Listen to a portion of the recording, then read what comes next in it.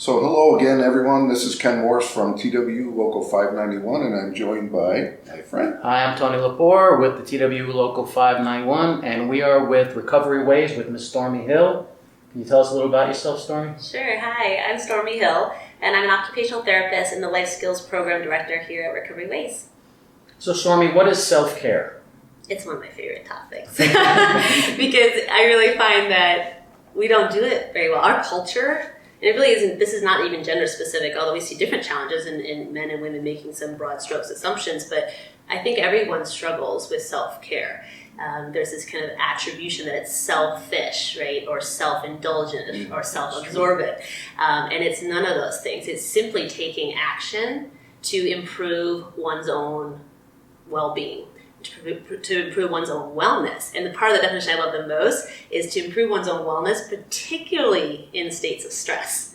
So I find that like in states of stress, whether it's just pandemic stress, collective stress, world stress, job stress, family life stress, whatever it might be, we tend to do worse in the self-care world, where actually what we're needing is to improve our self-care, to hone in on our self-care.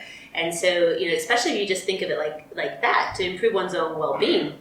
So emotional, physical, mental, and emotional, those are kind of all different areas of well-being. So if you have 10 people in a room, you have 10 definitions of wellness, at least, and you have 10 versions of what self-care should and does look like, right? So really getting specific on what does wellness mean for someone and what does self-care look like for them. I think we think, it's like going to get your nails done, and don't get me wrong, that could be a great form of self-care, but it's one little tiny thing. It could be things like going to the doctor for your wellness screens, for your vaccinations, for your screening like mammography and PSA, all those things in the medical world. It can be ways that you're mitigating against stress. So again, if you think about emotional, physical, and mental well-being and spiritual well-being, and that kind of helps you get curious. I'm like, how is my self-care, right? Yeah.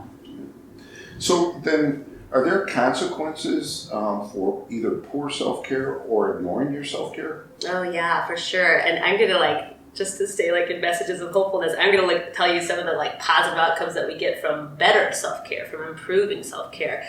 So we see positive health outcomes. We see longer life expectancy. We see greater resilience. So ways to work with our stress and our trauma, and just an improved quality of life, joie de vivre, and it's a joy practice, improved joy, experiencing joy when we practice good self-care.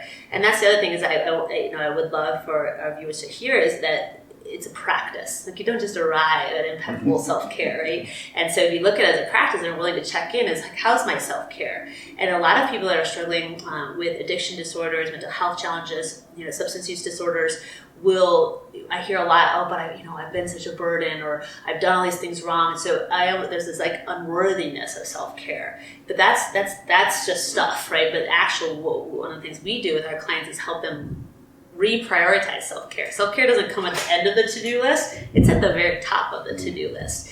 And it's really can be a challenge for people to make that shift, but a really important shift to make. Wow. Yeah. Awesome. Thank you.